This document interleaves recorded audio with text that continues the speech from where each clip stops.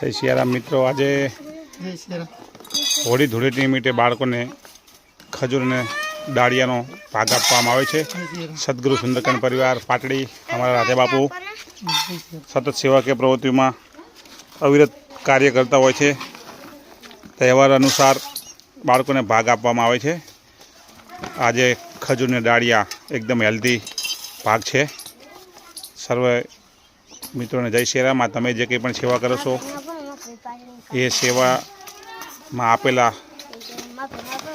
તમારા પૈસાનું અહીંયા સારી રીતે સેવાકીય પ્રવૃત્તિ ચાલે છે।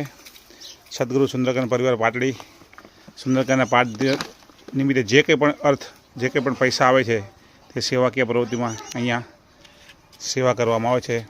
જો હોળી ધૂળેટી છે તો ખજૂર ડાળિયા, શિવરાત્રિ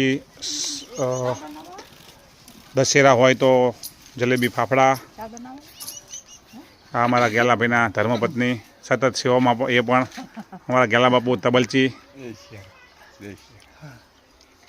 બાળ ભગવાન।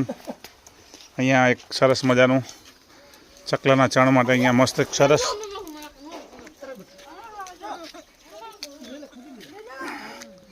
અહીંયા ચકલાના ચણનું સવારમાં સાંજે એટલા બધા પક્ષીઓ આવે છે। દરરોજ 5-7-8 કિલો ચોખાનું અહીંયા અત્યારે તો પક્ષીઓ બધા પોતાના માળામાં જતા રહ્યા છે। એકદમ કુદરતી દ્રશ્ય સરસ મજાનું। જય સિયારામ, જય સિયારામ।